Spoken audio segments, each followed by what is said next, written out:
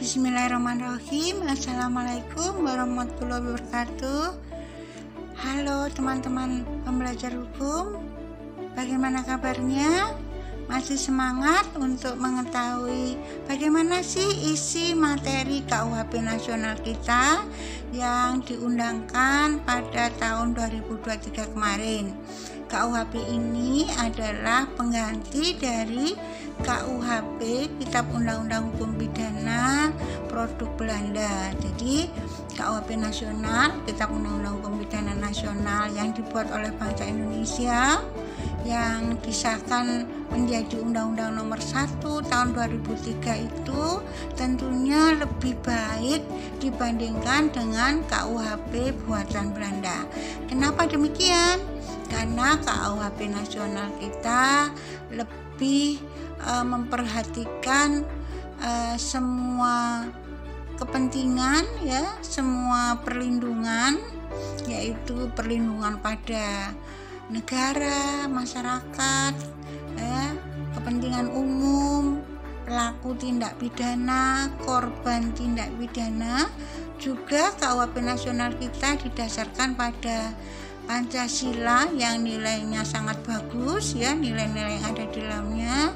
Kemudian didasarkan pada UUD 45 yang merupakan pondasi dari pengaturan semua hal yang ada di Indonesia ini, karena ini adalah negara hukum.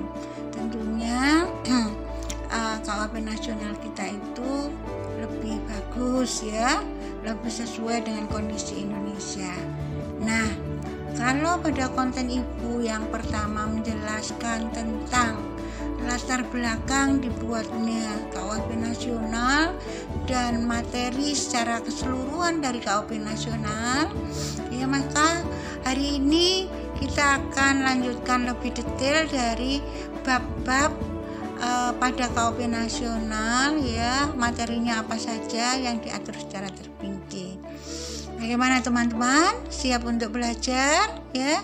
Terima kasih yang sudah melihat konten-konten ibu. Semoga ada tambah wawasan, menjadikan sadar hukum, taat hukum, ya, tidak melanggar hukum, sehingga negara kita menjadi negara yang aman, tentram, ya, tertib, adil, makmur, dan sejahtera. Baiklah, sebagai rasa syukur kita pada Tuhan Yang Maha Esa karena diberi kesempatan untuk belajar, ya, kita awali dengan berdoa. Berdoa, mulai.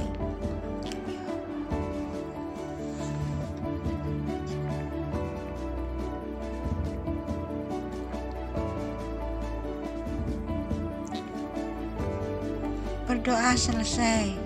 Amin, amin, ya Rabbal alamin. Semoga doa-doanya dikabulkan dan belajar hari ini ada manfaat dalamnya. Jadi teman-teman, KUHP nasional kita itu terdiri dari 37 bab yang terdiri dari 2 buku. Buku yang pertama bab 1 sampai bab 6 itu tentang aturan umum. Buku kedua itu tentang tindak pidana. Bab 1 sampai bab 37, ya, tentang tindak pidana sampai ketentuan penutup. Nah, bagaimana isi dari masing-masing bab itu? Baiklah, akan ibu jelaskan, ya. Jadi pada bab 1 KUHP nasional kita itu ruang lingkup berlakunya ketentuan perundang-undangan pidana isinya, ya.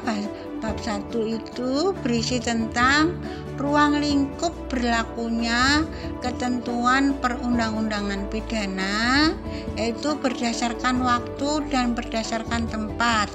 Apa maksudnya? Ruang lingkup berlakunya ketentuan KUHP nasional menurut waktu itu ada 3 pasal, teman-teman, ya. Yang pertama, pasal 1 berisi asas legalitas, pasal 2 berisi hukum yang hidup di masyarakat, kemudian pasal 3 berkaitan dengan aturan transisi. ya. Kemudian ruang lingkup berlakunya KUHP nasional menurut tempat itu ada pasal 4 tentang asas wilayah atau teritorial, pasal 5 tentang asas perlindungan dan asas nasional pasif, kemudian pasal 6 dan pasal 7 tentang asas universal, sedangkan pasal 8 berisi tentang asas nasional aktif. Nah, pada bab 1 ruang lingkup berlakunya ketentuan perundang-undangan pidana menurut waktu dan menurut tempat ini ya sangat menarik sekali. Nanti akan ada konten yang bahas tentang ini, mungkin yang kemarin-kemarin ya untuk asas legalitas ya itu sudah ibu bahas pada salah satu kontennya. Kemudian itu tadi bab 1 ya teman-teman. Bab 1 isinya tentang ruang lingkup berlakunya ketentuan KUHP nasional menurut waktu dan tempat. Nah, kalau bab 2 KUHP nasional kita itu isinya tentang tindak pidana dan pertanggungjawaban pidana. Apa saja ya tindak pidana dan pertanggungjawaban pidana pada bab 2 ini ya diatur pada pasal 12 sampai pasal 35. Misalnya ya isinya itu tindak pidana umum pasal 12, permufakatan jahat pasal 13, pasal 14, persiapan pasal 15, pasal 16, percobaan pasal 17, 18 dan 19, penyertaan pasal 20, 22, 21, pengulangan pasal 23, residif ini ya, tindak pidana aduan pasal 24 sampai dengan pasal 30, alasan pembenar pasal 31 sampai pasal 35. Dan pertanggungjawaban pidana ya pasal 36 sampai pasal 39 itu ya berisi tentang pertanggungjawaban pidana secara umum. Kemudian ada pasal 37 ya tentang strict liability dan vicarious liability. Ya, pasal 38 kurang mampu bertanggung jawab.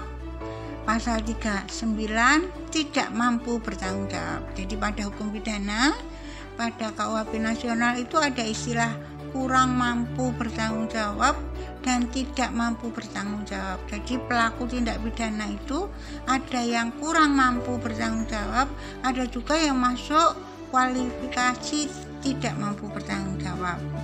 Kemudian pasal 40 sampai 44 itu berisi alasan pemaaf. Kemudian pertanggungjawaban pidana korporasi pasal 45 sampai pasal 50 KUHP nasional atau Undang-Undang Nomor 1 tahun 2023. Bagaimana teman-teman? Menarik bukan?